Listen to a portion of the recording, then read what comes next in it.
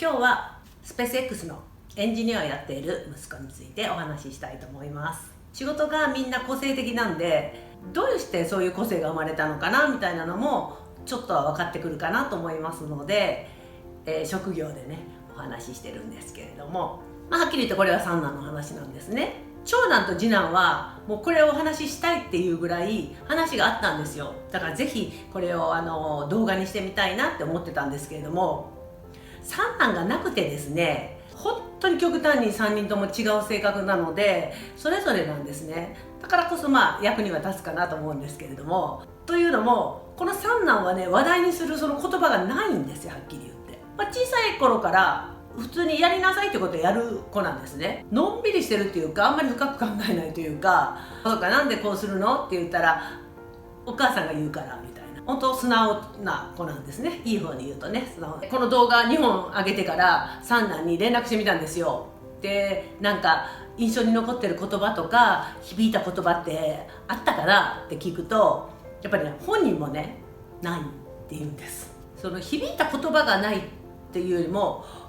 勉強を頑張ったという記憶がないって言ってました。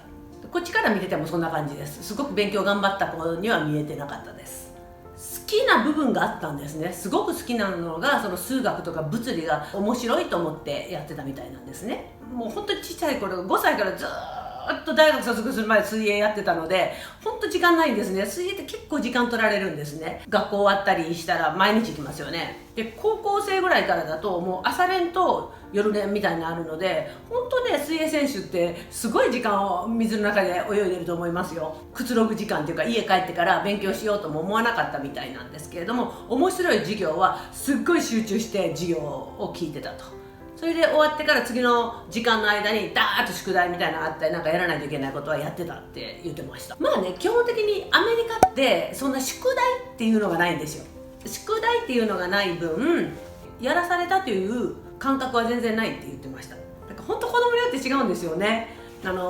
境は3人とも与えようとしました。その環境づくりのために私はエネルギーいっぱい使いましたけれども、やるかやらないかは本人なのでわからないです。でも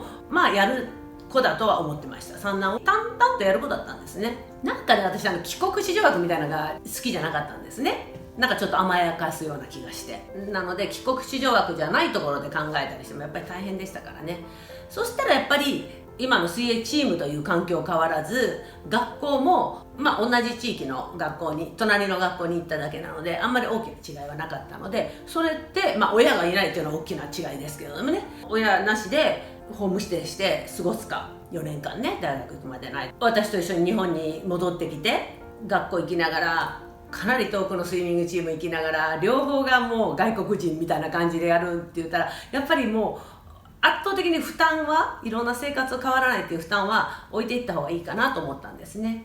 本当にこの時はね、いろいろ経験した方にもお話聞いたり、水泳のコーチにもアドバイスしていただいて、大丈夫だということで、本人もここまで本人あんまり強く言わないんですよ。あっちとかこっちとか。だからもう私が決めた通りみたいなところがあったので、こうするよって言って、こうでいいって言ったら、なんか OK っていう感じの子なので、そういうふうに置いてきましたよね。勉強は高校の時ある程度して SAT っていう大学入る前の統一テストみたいなのを受けるんですけれども、で SAT の勉強とかしてるのって言ったら、うんしてるよとかって言って、なんか本のここまでって見せてですね、あ、すごいじゃない、こんなしてるのって言ったら、こっちだよって、そんな子だったんですよ。でもう本当に大笑いで終わってたって感じで、結果ね、これはびっくりしましたね。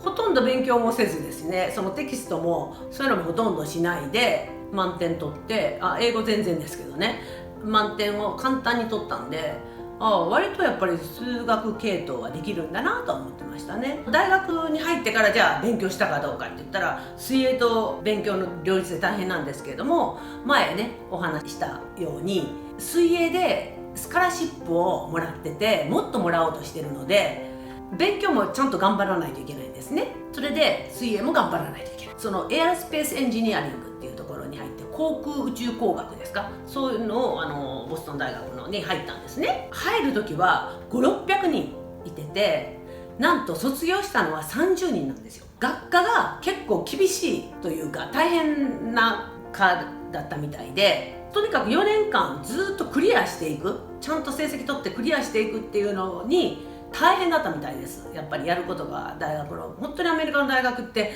すっごい勉強してるんですよね。なので時間がとにかく足らないと。で水泳もやっぱり朝からもう泳いで朝ごはん食べてから授業を受けて、授業終わったらもうすぐ大急ぎでまたプール行ってっていうのが毎日続いて、週末になったら試合とかもあって、もうクタクタでずっと過ごしてたんですよね。息子は4年間で卒業するっていうのが当たり前だと思ってましたし、私もそう思ってたので、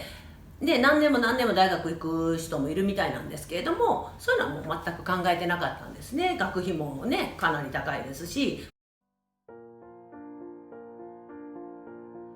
もうちょっと水泳やめようかなって考えてるんだって言ったんですよ。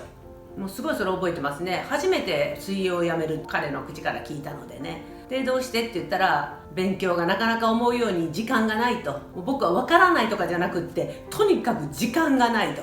水泳やめるとちゃんとしっかり寝る時間も取れて、勉強時間も取れるので、クラスでトップになる自信もあるので、なんとかもう今からはもう勉強集中しようかなと思うって言ったんですよ。そう言われたらどう答えます？皆さんだったら。水泳は5歳からですからね。もうね、あと1年かそこらのところは私にとってはあんまり関係ないと思ったんですよ。別に水泳でプロになるわけじゃないので、全然違う仕事をするわけですよね。水泳とは関係ない仕事をするわけですよね、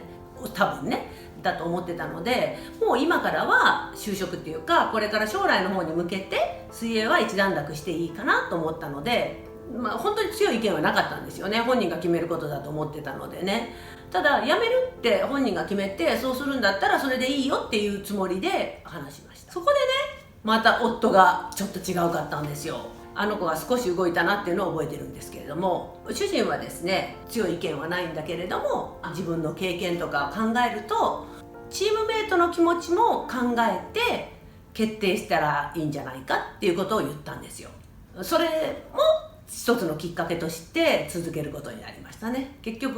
チームメイトの子と結婚したわけですしね、すごいご縁ですよね。何年ぐらいかな、5、6年ぐらいですかね。カリフォルニアに行ってからほとんどだから5年ぐらいですかね。毎朝ね、4時に起きて、4時半にはプールに送っていってですね、冬なんて星空の中朝練に連れて行って、その時になんかちょっと簡単に食べるもの食べさせて、で朝食をみんなの作って、7時にまた水泳迎えに行くわけですよ。で戻ってきてから朝ごはん食べて、全員のランチを作って学校に送って行ってたわけですよ。でそれを毎日何にも言わないでやってくれたのにはびっくりするって言ってくれました。私も子供を育てるためにご飯作ったり洗濯したりみたいなのは当然だと思ってやってるので、別にサボろうとかそういうのもないですよね。当然だと思って。というように、息子も勉強したり水泳頑張ったりするのは当然だと思ってやってたっていうんですよね。そういうのもありますよね。本当でも3人とも共通してるのは、勉強しなさいっていうことを言わなくてもしたということです。成績だけに一喜一憂するようなのは本当にナンセンスだと思います。もっともっと環境を与えるっていうふうに考えて、全体を見てというか、今子供に何をしてあげるのがいいのかなって、どんな言葉をかけてあげるのがいいのかなとか、どういう行動を起こしてあげればいいかなって考えると、少しなんかいろんな悩みね持ってらっしゃる方、これをきっかけにね考え方が変わってきたらいいなと思います。